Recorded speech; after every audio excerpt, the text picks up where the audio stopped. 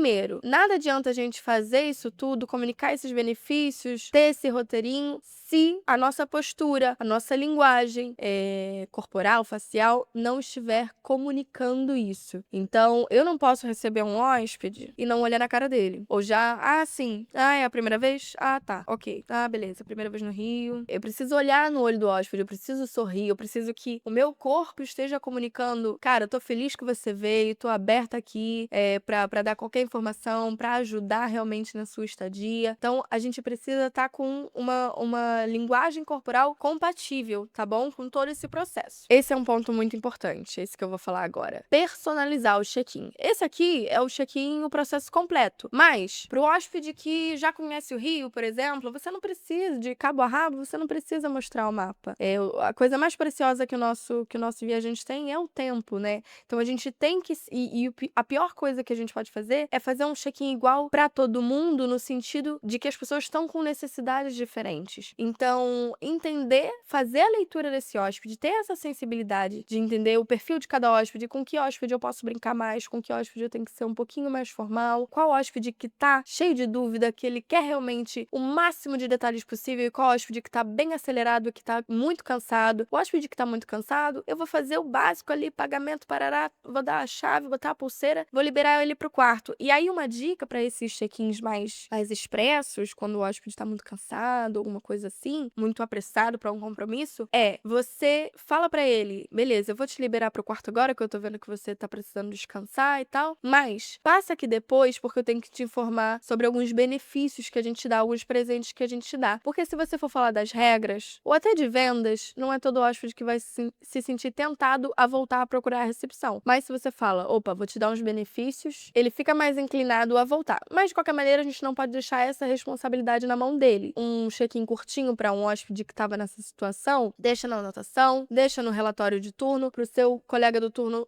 seguinte saber quem que ele tem que buscar no salão para dar esse restante das informações, tá bom? Então, sempre personalizar o check-in. E aí, com isso também, a gente tem uma questão no hostel que às vezes acumula muita gente para fazer check-in junto. E aí a gente tem que ter essa capacidade de perceber quando que a gente pode fazer um check-in conjunto, um check-in grupal, ou seja, juntar mais de um hóspede para passar as informações para eles todos juntos. Quando que isso vai ser interessante ou necessário, mas sobretudo interessante do ponto de vista de, cara, acho que eles já estavam juntos na praia, se eu faço o check-in deles juntos vai fortalecer a amizade. Ou, sei lá, é alguém que tá um pouco tímido, mas essa daqui também tá, é a primeira vez dos dois, então pode ser que essa semelhança crie uma conexão. A gente tem que ter esse faro, assim, né? Pra perceber quando é ok juntar um hóspede com o outro pra fazer check-in, quando que vai ser benéfico pra eles, e pro hostel também, óbvio, e quando realmente a gente tem que fazer um check-in individual, que a maioria tem que ser individual e personalizado.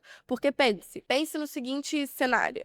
Eu tenho um hóspede que tá cheio de dúvida, cheio de energia, cheio de vontade de conhecer o Rio. Ele pergunta... Tem hóspede que vai perguntar a cada coisa. E eu tenho um hóspede que tá louco pra ir pro quarto, que tá extremamente cansado, ou que já conhece o Rio de cabo a rabo.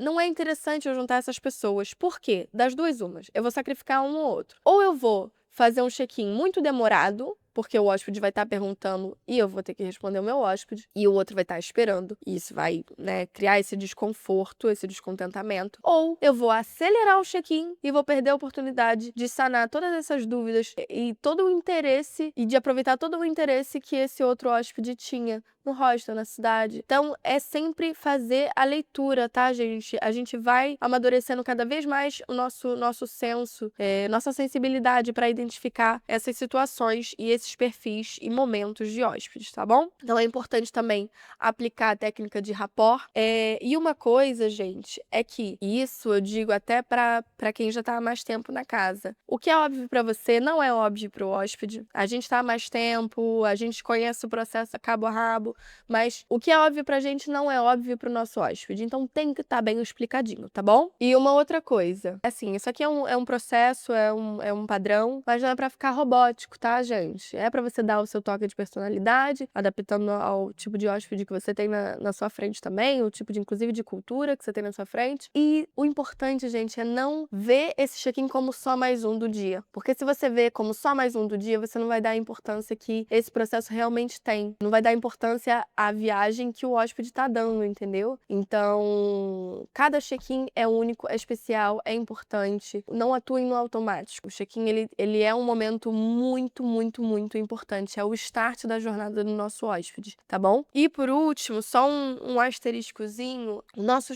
processo de check-in, ele tá em constante análise e ajuste, né? Então a gente observa, vê o que está acontecendo, o que precisa adicionar do check-in, o que tem que retirar do check-in, qual outro processo do hostel foi atualizado e precisa ser adicionado ou mencionado no check-in. Então, esse nosso processo, ele está sempre em análise para entender como melhorar, o que não está ficando claro para os hóspedes que precisa ser melhor explicado, qual outro processo que mudou do hostel que a gente precisa atualizar no check-in, qual atividade extra que está tendo, qual a dinâmica que vai acontecer que a gente precisa avisar no check-in. Fiquem com a mente aberta porque é um processo em constante melhoria, tá bom? Em constante melhoria. Sendo necessário fazer algum ajuste, vai ser feito, mas a base do processo e o conceito do check-in é esse aqui que a gente passou, tá bom? É isso, gente. Valeu, até o próximo vídeo. Espero que tenham gostado. Qualquer dúvida, o documento completo desse processo também vai estar na sua guia do Master Plan de Liderado, beleza? Valeu!